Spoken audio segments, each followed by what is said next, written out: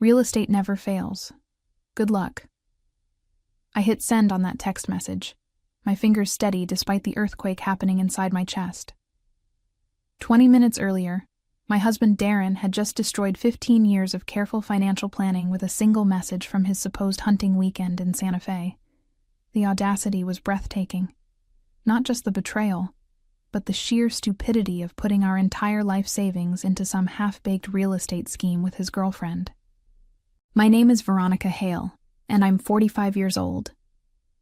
For the past 15 years, I've been the financial backbone of our household here in Tucson, Arizona. While Darren played the charming salesman at Trevanta Corporation, I managed every dollar we earned, every investment we made, every safety net we built. Our retirement accounts, emergency fund, the equity in our home, I tracked it all with the precision of a Swiss watchmaker. Darren used to call me the brain behind our success, back when he still respected what I brought to our marriage. That respect had been eroding for months, ever since he met Sky Winters at a company networking event. She was 28, blonde, and apparently ambitious in ways that I supposedly wasn't. The irony would have been funny if it weren't so devastating. While I was building our financial empire one careful decision at a time, Darren was busy being dazzled by someone who sold condos for a living and thought she was the next real estate mogul. The warning signs had been there. Late nights at the office that smelled like perfume instead of paperwork. Weekend hunting trips that coincidentally aligned with Sky's out-of-town property visits. The way he'd started criticizing my conservative approach to money, suggesting we needed to think bigger and take some risks. I'd ignored them all, foolishly believing that 15 years of marriage and shared success meant something. Now, staring at his text message on my phone screen, I realized just how naive I'd been. Moved our savings to Sky's real estate venture. She's ambitious, unlike you. We're going to flip houses together. The casual cruelty of it took my breath away.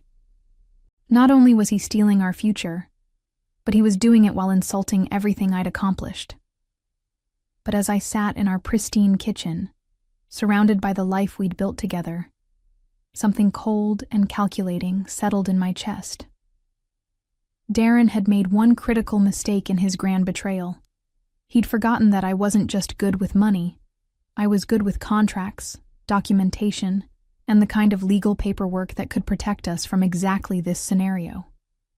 Years ago, I'd insisted we both sign documents giving each other co-control over major financial decisions. At the time, Darren had joked that I was being paranoid. Today, that paranoia was about to save my life and destroy his. The foundation of our relationship had always been built on complementary strengths. Darren was the social one, the networker who could charm clients and close deals with his easy smile and natural charisma. I was the strategist, the one who turned his commissions into long-term wealth through careful planning and smart investments. For over a decade, it had worked beautifully. We were the couple other people envied, financially secure, professionally successful, seemingly unshakable. I'd met Darren when I was 30, fresh out of a master's program in finance and ready to build something meaningful. He was already established at Trevanta Corporation, selling industrial equipment with the kind of confidence that made clients trust him instantly. Our courtship had been a whirlwind of expensive dinners and weekend getaways, all funded by his generous commissions. But even then, I'd been the one suggesting we save for the future, invest wisely, think beyond the immediate gratification. After we married, I'd taken over our finances completely. Darren was brilliant at making money, but terrible at managing it. Left to his own devices, he would have spent every penny on the latest gadgets, luxury vacations, and whatever caught his fancy. I channeled his earnings into a diversified portfolio that grew steadily year after year. Our emergency fund reached 6 figures. Our retirement accounts were on track to give us a comfortable life well into our 70s. I'd even started a separate investment account that I privately called our Dream Fund. Money earmarked for the lake house we planned to buy someday. Darren had seemed grateful for my financial management, at least until recently. He'd bragged to his friends about my investment prowess, showing off our quarterly statements like trophies. "My wife's a genius with money," he'd say, wrapping his arm around my waist at dinner parties. "I just make it. She makes it grow." The pride in his voice had made me feel valued, essential, loved. But something shifted after he met Sky. Suddenly, my careful approach was boring. My diversified portfolio was too safe. My emergency fund was dead money that could be working harder. He'd started bringing home stories about Sky's real estate victories, a condo she'd flipped for a $20,000 profit, a commercial property she'd helped a client purchase that doubled in value. Each story felt like an indirect criticism of my methods, a suggestion that I was holding us back from greater success. I'd tried to explain the basics of risk management, the importance of steady growth over speculative gains. But Darren's eyes would glaze over during these conversations, and I could see him mentally comparing my spreadsheets to Sky's success stories. The woman who'd once been his financial genius was becoming his conservative anchor, dragging down his dreams of quick riches and exciting ventures. Now I understood that those conversations hadn't been about investment strategy at all. They'd been about justifying what he was already planning to do. The hunting weekend that changed everything had been planned for months. Darren and his buddies from Trevanta Corporation had supposedly booked a cabin in the mountains outside Santa Fe, complete with guides and all the gear they'd need for what Darren called a real man's weekend. He'd been unusually excited about the trip, buying new hunting clothes and spending hours researching the area online.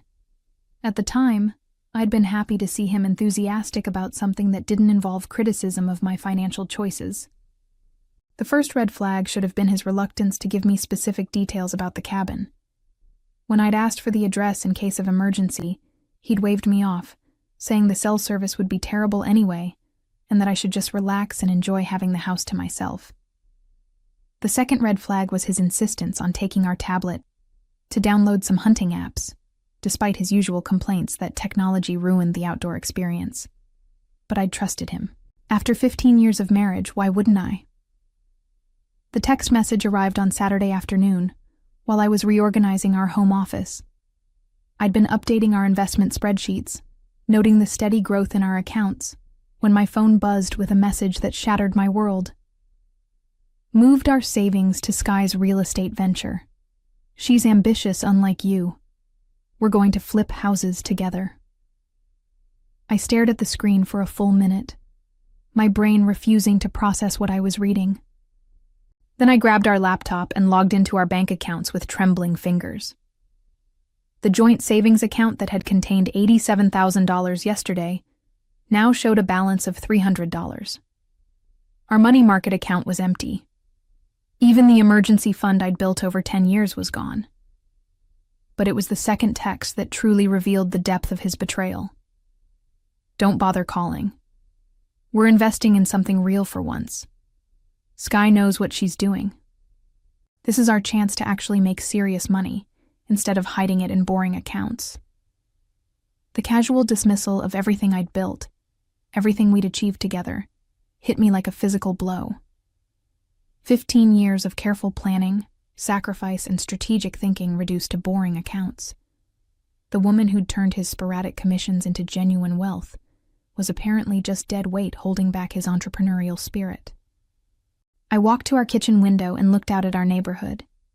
The nice houses, the manicured lawns, the life we'd been able to afford because of my boring financial management. Then I thought about Sky Winters, with her flashy social media posts about luxury properties, and her apparent ability to convince my husband that throwing our life savings at her untested business venture was somehow a smart investment. That's when the shock began to crystallize into something much more dangerous.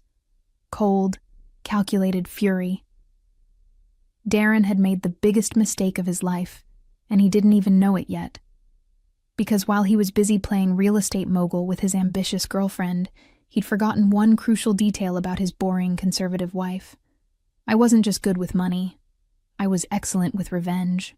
My first instinct was to call Darren immediately and demand he reverse whatever insane transaction he'd just made. But something stopped me.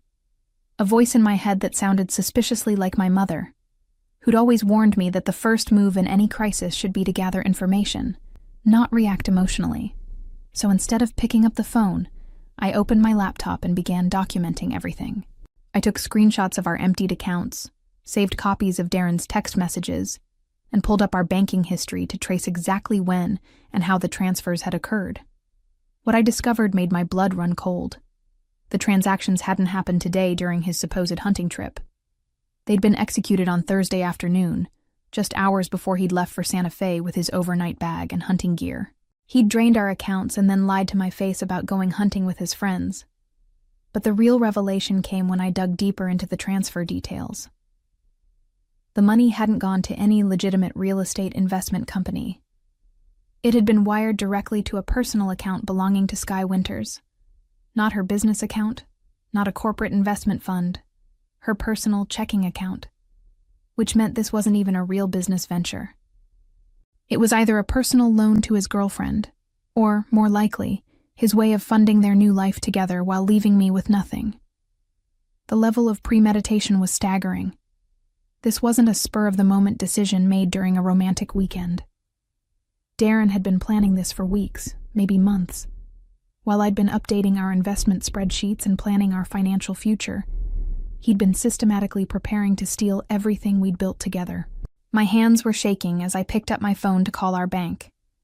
The customer service representative was sympathetic but clear.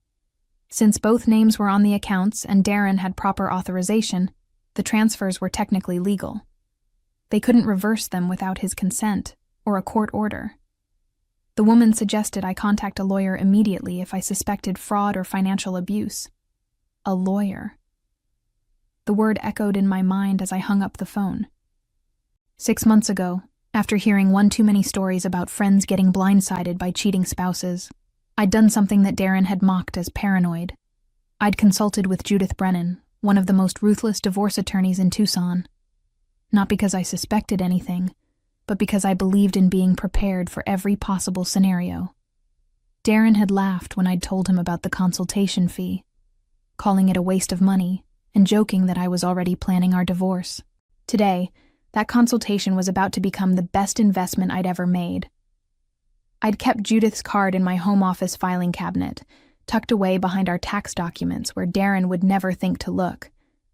As I pulled it out, I remembered her words from that initial meeting. The key to surviving financial infidelity is moving faster than the cheating spouse expects. Most betrayed partners waste crucial time trying to understand why it happened or hoping for reconciliation. The smart ones protect themselves first and process emotions later. My phone call to Judith was brief and to the point. This is Veronica Hale. We met 6 months ago for a consultation. My husband just stole our life savings and transferred it to his girlfriend. I want to go nuclear. Her response was immediate and reassuring. I remember you. How much money are we talking about? $87,000 in savings, plus whatever he can access from our other accounts. Maybe $150,000 total. When did the transfers occur? Thursday afternoon. He's currently in Santa Fe with his girlfriend, pretending to be on a hunting trip. Perfect. We'll have restraining orders on the remaining accounts by Monday morning. Can you be in my office in an hour? As I grabbed my purse and car keys, I felt something I hadn't experienced in months. Hope. Judith Brennan's office was exactly what I'd remembered from my consultation 6 months earlier. Impressive, but not flashy, with the kind of understated elegance that suggested competence rather than desperation for clients. Floor-to-ceiling law books lined the walls, and her desk was organized with the precision of someone who'd built a career on attention to detail. She was waiting for me when I arrived, having apparently cleared her Saturday afternoon schedule for what she'd already identified as a priority case. "Show me everything," she said without preamble, gesturing to the chair across from her desk. I handed over my phone with Darren's text messages and opened my laptop to display the banking records I'd compiled. Judith's expression remained neutral as she reviewed the evidence, but I caught the slight tightening around her eyes that suggested she'd seen this type of betrayal before and knew exactly how to respond to it. "Your husband made several critical mistakes," she said, after reviewing everything. "First, he documented his intent in writing. These text messages show clear evidence of financial abuse and potentially fraudulent misrepresentation of assets. Second, he transferred marital funds to a third party without your consent, which violates the co-control agreements you signed years ago. And third, he's currently out of state, which gives us a window to act before he can make any additional moves. She pulled out a legal pad and began writing notes with the speed of someone dictating strategy to herself. Here's what we're going to do. Monday morning, I'll file for emergency relief to freeze all remaining joint accounts. We'll also request a temporary restraining order preventing him from accessing any marital assets until a court can review the situation. The fact that he transferred money to his girlfriend's personal account rather than a legitimate business entity works strongly in our favor.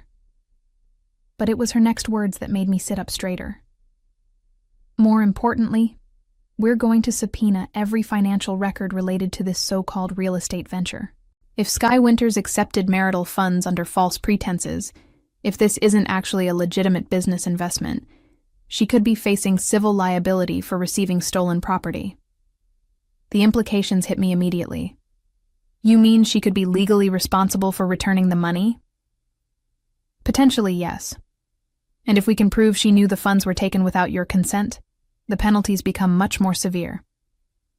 Judith's smile was sharp and professional. I've seen this pattern before. Younger women who get involved with married men often don't understand they're making themselves vulnerable to legal action when they accept money that isn't rightfully theirs. She continued outlining our strategy, explaining how we'd document every aspect of Darren's deception, and build a case that would not only protect my remaining assets, but potentially recover what he'd already stolen. The comprehensive approach was exactly what I'd hoped for. Aggressive, thorough, and designed to catch Darren completely off guard. There's one more thing, Judith added, leaning back in her chair. Your husband's hunting trip alibi actually works in our favor. If he's been posting about his weekend on social media while simultaneously claiming he's in the mountains with no cell service, we can use that to demonstrate a pattern of deception. Modern betrayals leave digital footprints that earlier generations couldn't have imagined. As I left her office an hour later, I felt the strangest sensation. Relief, mixed with anticipation. For months, I'd been watching my marriage deteriorate without understanding why or how to stop it. Now I had a plan, a timeline, and a legal advocate who understood exactly how to turn Darren's betrayal against him. The hunting weekend that was supposed to mark the beginning of his new life with Sky was about to become the biggest mistake he'd ever made. Sunday evening brought the first crack in Darren's carefully constructed narrative. He called just before 8 p.m., his voice artificially cheerful as he described his amazing hunting experience and the huge buck his friend Bradley had supposedly taken down. But I could hear something else underneath the manufactured enthusiasm. Nervous energy, like someone rehearsing a story they weren't entirely confident about. The guys want to stay another day, he said, the words coming a little too quickly. Some opportunity to track this elk that the guides think we can find. I might not be back until Tuesday evening. Of course he wanted to extend his trip. More time with Sky, more time to solidify their plans before facing the consequences of what he'd done. But his transparent lie gave me exactly what I needed. Additional time to implement Judith's strategy before he realized what was happening. That sounds wonderful, I replied, keeping my voice warm and supportive. Make sure you get some good photos for your social media. I know how much you enjoy sharing your adventures. The pause that followed told me everything I needed to know. Darren had been so focused on creating his hunting alibi that he'd forgotten about the digital trail he'd been leaving. If he'd really been in the mountains with no cell service, how had he been able to send me detailed text messages about real estate investments?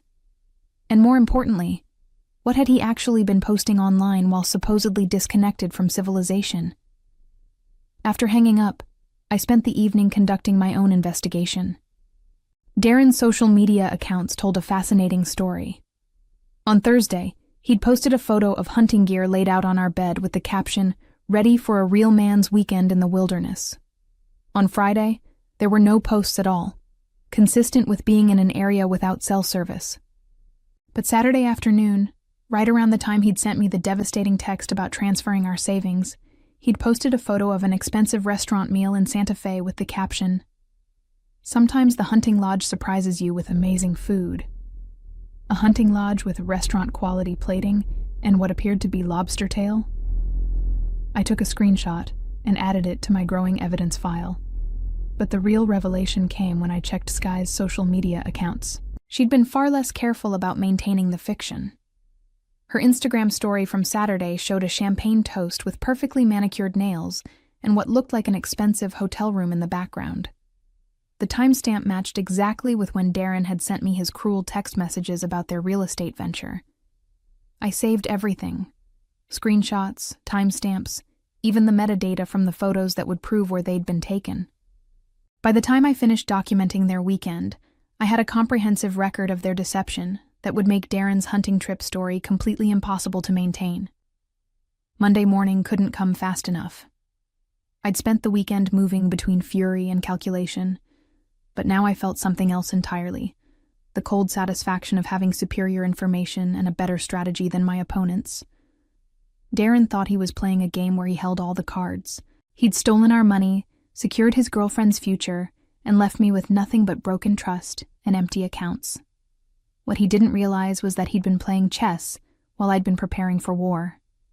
At 7 a.m. Monday morning, I was sitting in my car outside Judith's office with a coffee and a folder full of evidence that would turn Darren's triumph into his downfall. My phone buzzed with a text from him. "Miss you, babe. Can't wait to come home and share all the hunting stories." I smiled as I typed my response. "Can't wait to hear every detail. I'm sure it will be fascinating." Within hours, Darren would discover that his boring conservative wife had been far busier during his hunting weekend than he could have possibly imagined. Judith's Monday morning blitz was a masterpiece of legal precision. By 10 a.m., she'd filed emergency motions with the family court requesting immediate freeze orders on all our remaining joint accounts. By noon, she'd served Trevanta Corporation with a subpoena demanding all records related to Darren's recent time-off requests and expense reports. By 2 p.m., she'd filed for a temporary restraining order preventing any further transfers of marital assets. But the real devastation came when she served Sky Winters with a civil lawsuit demanding the immediate return of the $87,000, plus interest and attorney fees. "Your husband's girlfriend just learned that accepting stolen marital funds makes her legally liable for restitution," Judith informed me during our afternoon phone call. "Her real estate venture is about to become very expensive." The speed of Judith's actions caught everyone off guard. Darren was still in Santa Fe, blissfully unaware that his financial world was collapsing. Sky was scrambling to find a lawyer to explain how she'd suddenly become a defendant in a civil lawsuit. And I was discovering that revenge served efficiently was infinitely more satisfying than revenge served hot. The first call came from our bank's fraud department, informing me that suspicious activity flags had been placed on all accounts associated with my social security number. The second call came from Darren's supervisor at Trevanta Corporation, asking if I knew why their legal department had received subpoenas related to my husband's recent travel expenses. But the most satisfying call came from Bradley Morrison, one of Darren's supposed hunting companions. "Veronica, I'm really confused," he said, his voice uncertain. "Some lawyer's office called asking about our hunting trip this weekend, but Darren told us weeks ago that he had to cancel because of a family emergency. We went without him. Is everything okay?" Everything was perfect.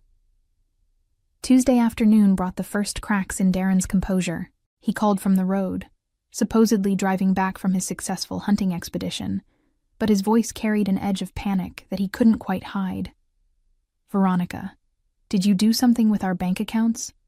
I tried to access our checking account for gas money, and it's showing some kind of restriction." I let the silence stretch for a moment before responding with carefully calibrated concern. "That's strange. I haven't touched anything. Maybe you should call the bank when you get home. You know how paranoid they've become about unusual activity." "Unusual activity?" His voice pitched higher. "What kind of unusual activity?" "Oh, I don't know. Maybe large transfers or out-of-state transactions? You know how banks are these days. I paused, then added with perfect innocence. How was the hunting, by the way? Did you get good cell service up in the mountains? Your text messages came through so clearly. The silence that followed told me he was beginning to understand that his weekend of triumph was about to become something very different. When Darren finally arrived home that evening, I was waiting in our living room with a cup of tea and a manila folder. He looked exhausted, and not from hunting. His designer hunting clothes were suspiciously clean for someone who'd supposedly spent 3 days tracking elk through mountain terrain. "We need to talk," he said, dropping his overnight bag by the door. "Yes, we do." I gestured to the chair across from me. "Sit down, Darren. Let's discuss your real estate investment strategy." The color drained from his face as he recognized the legal documents spilling out of my folder. His hunting weekend was officially over, and his education in the consequences of financial betrayal was about to begin. As I reflected on the swift and complete dismantling of his plans, I realized that revenge, when executed with precision and intelligence, was indeed a dish best served cold and efficiently.